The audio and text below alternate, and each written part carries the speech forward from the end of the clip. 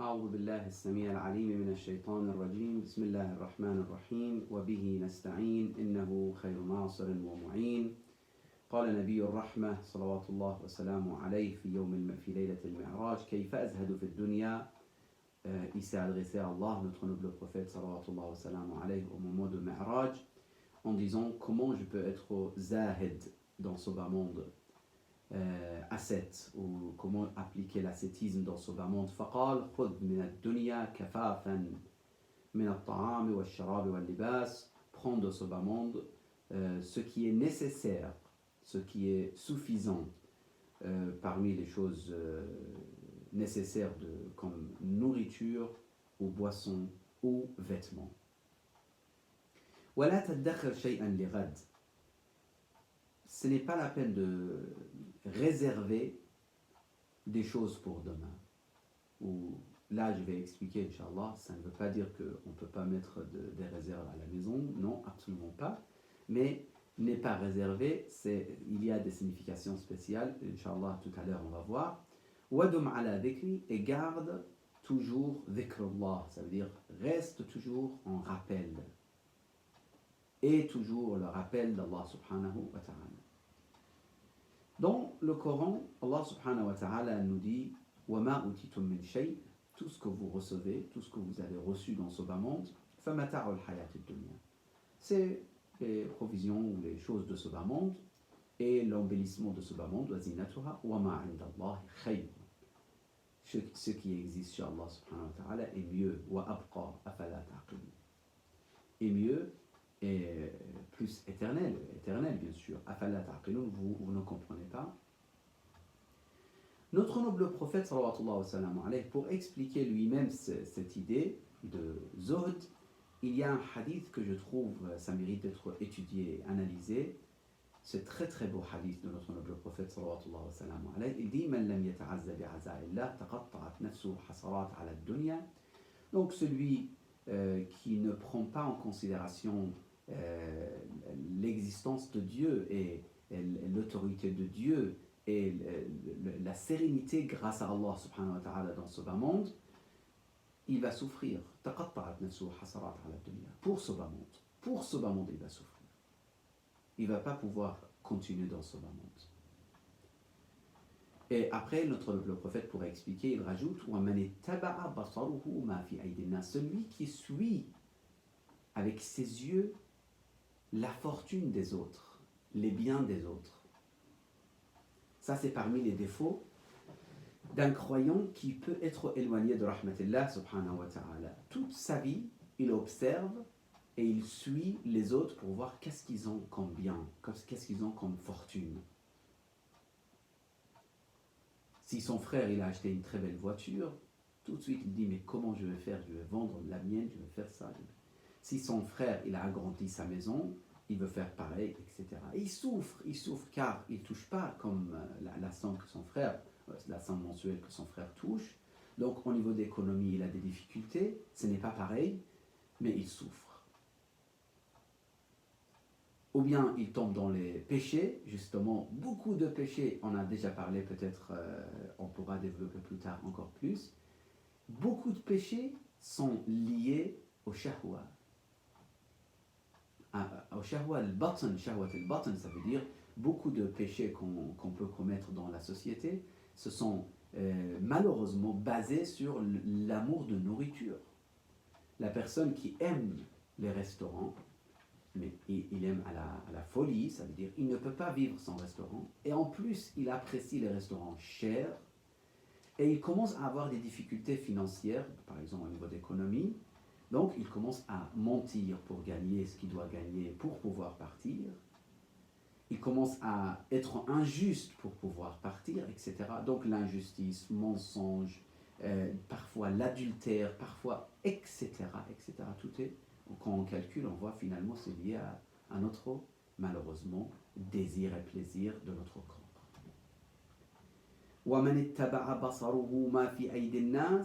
Celui qui suit avec ses yeux et avec sa vision la fortune des autres et les biens des autres, Rasulullah, il garantit quelque chose, mais c'est négatif, mais il le garantit, il dit, prépare-toi pour ça, kathura hammuh,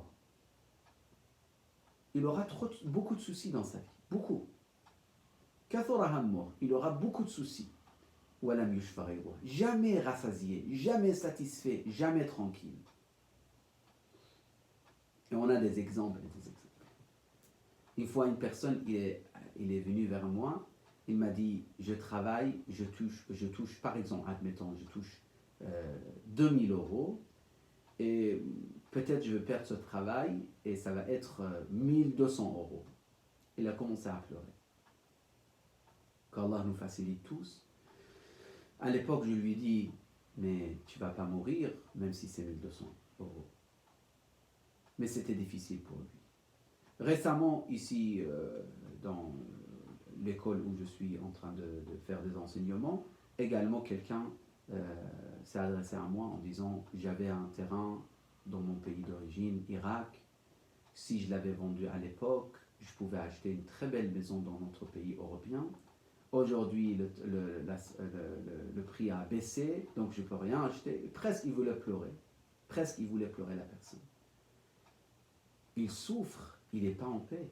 Mais pourquoi cette souffrance? C'est bien de calculer, c'est bien de faire attention à notre économie pour ne pas perdre, c'est clair et net.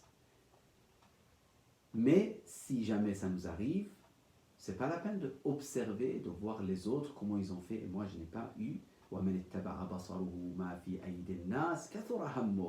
Il reste toujours dans la souffrance. Jamais rassasié et satisfait. ومن لم ير لله عز وجل عليه نعمة إلا في مطعم أو مشرب فقد قصر عمله ودنا عذابه. Après, notre noble prophète, il termine le hadith en disant, et celui sur qui on voit pas des bienfaits de Dieu à part les nourritures et les vêtements, il s'est éloigné d'Allah, celui-là. Car les bienfaits d'Allah ne sont pas que la nourriture et vestiture ou vêtements ou autres. Ça, c'est parmi les bienfaits d'Allah subhanahu wa ta'ala. Mais il y a d'autres bienfaits. Parmi les bienfaits d'Allah subhanahu wa ta'ala, c'est salatul layl. Parmi les bienfaits d'Allah subhanahu wa ta'ala, c'est pouvoir verser des larmes pendant la salat, la prière. Après la salat, dans la prosternation, sujoud après salat, c'est parmi les bienfaits d'Allah. Parmi les bienfaits d'Allah subhanahu wa ta'ala, c'est de pouvoir aider les autres. Ça, c'est parmi les meilleurs bienfaits d'Allah d'ailleurs. Parmi les meilleurs des bienfaits d'Allah subhanahu wa ta'ala, c'est le fait de pouvoir aider les autres. C'est pour ça, dans un autre hadith, on retrouve, il dit « Man asbaha wa amsa wa dunya akbaru hammeh » celui qui se réveille et qui dort tout le temps en ayant le dunya, ce bas monde, comme le plus grand souci pour lui, Allah subhanahu wa ta'ala, il le laisse dans l'idée de pauvreté devant ses yeux. Toujours il a peur de la pauvreté. Mais imagine ça m'arrive ça, mais imagine ça m'arrive ça, imagine je deviens pauvre. Il ne veut pas dépenser parce qu'il a peur de la pauvreté, il ne veut pas être généreux car il a peur de ça, etc. Et après, le hadith continue, il dit alors qu'il va toucher de ce bas monde que ce qui a été écrit pour lui, il ne va pas toucher plus. Il a beaucoup de soucis, il court après ce bas monde. C'est pour ça, récemment, un ami, une personne très respectée ou respectueux, il m'a dit, moi je travaille 6 jours et parfois 7 jours par semaine, et je travaille 10 heures par jour parfois. Je dis, c'est dommage. Tout ce que tu fais plus que ce qui est nécessaire, tu es en train de perdre du temps. Tu gagnes plus d'argent, tu dépenses plus d'argent. Allah, il veut que tu sois également occupé d'autres choses que le travail. Le travail, c'est une partie de la vie. D'ailleurs, je respecte beaucoup l'idée qu'en Europe, en général, et en France en particulier, le travail est limité. On ne peut pas faire travailler notre employé, par exemple, il ne peut pas faire travailler quelqu'un 15 heures par jour, par exemple. Ça n'existe pas. Ça, d'ailleurs, c'est bien, c'est très bien ça. Il y a des pays qui ne respectent pas ça. Ça, c'est parmi les bonnes choses qui existent, qu'il faut remercier Allah subhanahu wa ta'ala pour ce bienfait et respecter cette loi également. 8 heures par jour, c'est très convenable. Après, un peu pour la famille, un peu pour l'adoration, un peu pour les amis, un peu pour nous-mêmes. La personne qui travaille toute la journée, il vient le soir mort de fatigue, il ne peut même pas penser qu'est-ce que j'ai fait aujourd'hui. Est-ce que je me suis amélioré? Il ne peut même pas faire ni muraqaba, ni observation spirituelle, ni muhasaba, ni calcul spirituel. Il ne peut rien faire. Et il dit, cette personne, il aura de ce monde ce qui a été écrit pour lui, pas plus. Maintenant, de l'autre côté, celui qui s'occupe, ou sa préoccupation, c'est l'akhirah, l'au-delà. C'est ça la préoccupation essentielle pour lui. Il dit, Allah lui donne la richesse dans le cœur. Qu'est-ce que ça veut dire, la richesse dans le cœur? Ça veut dire, ils se sentent riches, ils ne se sentent pas toujours pauvres à courir à droite, à gauche, il a peur de la pauvreté, etc. Non. Aujourd'hui, il a un peu de fruits, un peu de légumes à la maison, il est content, très content, satisfait. L'autre, il a tout à la maison, mais il dit, mais imagine, comment on va faire? Si ça arrive, ça, comment on va faire, etc. Subhanallah, cette histoire de Covid-19, ce qui est arrivé, que les gens ils ont commencé à acheter tout et mettre à la maison, etc., c'est parmi les exemples. Peut-être nous tous, on a un petit peu réagi de cette façon. Il y a certains qui ont abusé, il y a certains qui n'ont pas exagéré. Ils ont fait par précaution, quand même c'est nécessaire, car il y avait le confinement, on ne pouvait pas sortir tout le temps. Mais il y a des gens qui ont exagéré. Il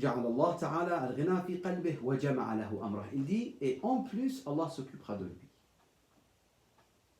Il y a des gens qui ne vont pas croire, vont dire, mais vous, dans l'islam, avec votre vision spirituelle ou croyance, etc., vous croyez à ça, mais si tu ne travailles pas, tu ne gagnes pas. Si tu gagnes plus, c'est ça. Non, mais l'expérience dit autre chose. Tu travailles plus, c'est pas forcément tu gagnes plus. Et tu gagnes plus, c'est pas forcément tu es plus joyeux. Ça, c'est l'expérience. Vous pouvez le chercher chez les non-croyants également. Ils vont vous confirmer ce point. La joie aujourd'hui n'est pas liée à votre fortune, tout simplement. Vous pouvez chercher dans les écrits des spécialistes de l'éthique qui ne croient même pas à l'existence de l'au-delà. Ils vont confirmer la même chose. Ils vont dire, le plus grand trésor, c'est pas la richesse et la fortune. C'est la satisfaction de ce qu'on a, tout simplement. Et le hadith de Ahl al-Bayt, il dit, il y a 1400 ans à peu près, ils disent Al-Qana'atu kanzun. Le trésor, c'est la yafna, le trésor éternel et qui est toujours là, c'est Al-Qana'a, la satisfaction. D'être content de ce que nous avons. Tu habites dans tel village, sois content. Tu habites dans telle ville, sois content. Tu souffres toute ta vie, tu dis en tant qu'une femme, toute ta vie, tu dis à ton mari, oui, mais pourquoi ici, pourquoi? Mais tu sais qu'on ne peut pas se déplacer. Vous savez qu'on ne peut pas changer. Soyez content de ce que vous avez. Si vous pouvez changer la ville pour partir dans une autre ville meilleure, c'est très bien. Mais si on ne peut pas changer, soyez satisfait de ce que Allah subhanahu wa ta'ala nous a accordé. Subhanallah, il y a un hadith de l'imam Ali alayhi salam, Amir al-Mu'minin salawatullah wa salamu alayhi, et c'est très très beau, c'est très court hadith, mais vraiment magnifique comme hadith. Il dit, I'lam, in kana shay'un tusibuhu min ad-dunya fawqa qutik, fa innama anta fihi khazinun li'ayrik. Si tu réserves, si tu gagnes quelque chose au-dessus de votre nécessité, ou votre besoin, tu es en train de réserver pour les autres et non pas pour toi-même. Tu réserves pour les autres. Aujourd'hui, tu as besoin de, par exemple, 2 000 € par mois. Tu te tues pour gagner 5 000 € par mois. Les 3 000, tu les réserves pour les autres. Ce n'est pas pour toi. Tu n'as pas pu vivre avec ta famille, tu n'as pas pu vivre avec ta femme, tu n'as pas pu avoir le temps pour tes amis, pour la famille, pour les parents, pour la communauté, pour personne, pour toi-même, même pour toi-même, je vous le dis car j'ai l'expérience, j'ai vu les gens autour de nous, ils ont vécu une vie très difficile, pendant des années ils courent, après à la fin ils viennent vers moi et disent, Cheikh, on s'est trompé. Aujourd'hui, qu'est-ce qui me reste? Les enfants, il n'y a plus de relation. la famille, on n'a pas pu avoir le plaisir de vivre ensemble, etc. etc. Alors que, Amir al-Mu'minin, c'est magnifique ce hadith de l'imam Ali, il dit فَإِنَّمَا أَنْتَ فِيهِ خَازِنٌ لِغَيْرِكَ. Tu ramasses pour d'autres, pour les autres. Parfois, tu ramasses pour la mairie, car tu n'as pas d'héritier, tu n'as pas d'enfant, donc tu ramasses pour la mairie. C'est bien, si tu as cette intention dès le départ de servir à la mairie, au moins, ou à la société, c'est bien. Mais si tu n'as pas cette intention, tu as perdu. Tu as tout perdu par rapport à ça. Donc, فَإِنَّمَا أَنْتَ فِيهِ خَازِنٌ لِغَيْرِكَ. Ou tu ramasses pour tes enfants. Est-ce que c'est nécessaire de ramasser toute ta vie, tu mets pour ramasser l'argent pour tes enfants, mais tu n'as pas donné autre chose à tes enfants? Les enfants, ils n'ont pas besoin que l'argent. Moi, je respecte énormément les parents qui donnent leur temps à leurs enfants et non pas que des beaux vêtements et belles chaussures ou je ne sais pas, des choses matérielles ou des sorties très très spéciales ou chères. Non, il y a des parents qui mettent du temps. Ils passent du temps avec les enfants, ils jouent avec les enfants, ils passent du temps avec les enfants. Et récemment, j'ai vu un savant chiite qui a parlé sur ce point. Il a fait des études également sociales sur cette question. Il dit les familles qui dépensent beaucoup de temps pour avoir une vie familiale, plus tard, ils ont moins de problèmes et soucis psychologiques et sociaux. Et les familles qui se focalisent que pour avoir des notes extraordinaires à l'école et gagner de l'argent, tout perfectionniste, normalement, dans la vie, plus tard, ils n'ont pas beaucoup de succès et beaucoup de réussite. Normalement, ils ont fait des statistiques et ils ont donné ces résultats. Moi, je trouve que c'est concordant avec l'école de Ahlul Bayt, parce que dans l'école de Ahlul Bayt, on n'a jamais dit qu'il faut torturer l'enfant. Juste, c'est comme si une vie militaire à la maison. Il faut que tu gagnes à l'école, tu réussis à l'école 20 sur 20, il faut que tu réussis dans ça, il faut ça, il faut ça, il faut ça. Tout, il faut, et on se prétend d'être religieux. Non, ce n'est pas ça la religion, ni la réussite dans la vie. Alors, ça c'est notre sujet que peut-être on pourra discuter plus tard, Inch'Allah Ta'ala. Juste pour terminer, donc, comment on peut être zahid dans ce bas monde? Ça veut dire ne pas acheter des bonnes choses, ne pas se nourrir avec des bonnes nourritures. Au contraire, les savants, grâce au hadith de Ahlul Bayt toujours, ils disent ce n'est pas ça que le conseil de Ahlul Bayt, ce n'est pas ça. On peut manger ce qu'il faut manger, on peut manger les choses utiles pour la santé d'ailleurs, il faut manger des choses utiles. À notre époque, subhanallah, je me rappelle, il y a 30 ans à peu près, on était des enfants à l'époque, il y avait des parents qui faisaient attention, ils n'achetaient pas de jus gazeux par exemple, avec plein de sucre, avec tous ces genres de nourriture ou boissons, etc. à l'époque. Et il y a des gens qui critiquaient énormément, ils disaient mais amusez-vous, c'est bien, c'est bon, etc. Aujourd'hui, on voit les résultats de tout ce genre de nourriture. Au contraire, l'islam, Ahlul Bayt, ils nous ont expliqué pour une femme par exemple enceinte, qu'est-ce qu'elle doit manger. Ils ont tout expliqué.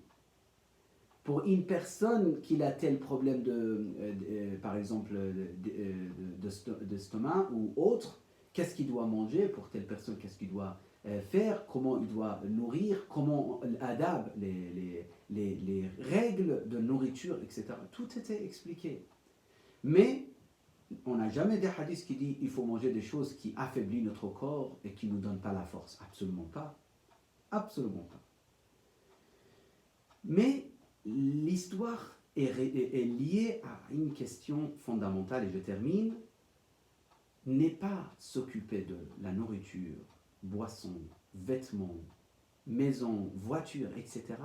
et on oublie notre cheminement spirituel. C'est ça la question. Si j'achète une maison, grande maison, pour inviter les mu'minines, pour s'occuper de ma famille, pour faire plaisir à mes enfants, ça c'est une adoration. Si j'achète une bonne voiture pour ce genre de choses, c'est une adoration. Si j'achète des vêtements pour être beau lorsque je vais à la mosquée, je vais dans la société, je vais dans la faculté, etc. Pour que les gens ils voient qu'un musulman, il est parfumé, il est propre, il est bien habillé, il est bien présenté. C'est une adoration. C'est une adoration. C'est même pas question, c'est pas mal. Non, c'est une adoration. On a des hadiths qui disent vous devrez être le plus beau parmi les gens. Le plus beau, ça ne veut pas dire le plus la personne qui suit la mode. Non, c'est pas ça que je veux dire. Le plus beau, ça veut dire quelque chose de très présentable. C'est pour ça qu'il dit cette phrase بل المراد به هو التجافي عن الدنيا وعدم الاشتغال بها عن الله تعالى في عين التمتع بها. Il ne faut pas s'occuper de ce monde d'une manière qu'on abandonne l'au-delà et on oublie l'au-delà et on oublie Allah subhanahu wa ta'ala. Qu'Allah subhanahu wa ta'ala nous aide بحق محمد وآل محمد de comprendre et de pouvoir pratiquer. Les paroles et les propos sont faciles à dire. Les choses sont faciles à dire. De dire, c'est facile. Mais de pratiquer, d'appliquer, c'est très difficile. Parmi les choses, par exemple, le parfum, combien notre noble prophète aimait le parfum. Il dépensait une grande partie de sa fortune pour le parfum. Mais qu'est-ce que vous voulez comprendre de ça déjà? On voit que cet aspect doit être respecté, mais sans oublier l'au-delà et sans oublier l'amour d'Allah subhanahu wa ta'ala. Donc tout cela sera effectué pour l'au-delà et pour l'amour d'Allah subhanahu wa ta'ala. Wa sallallahu ala sayyidina Muhammad al-Mustafa wa alihi al-tayyibin al-tahirin.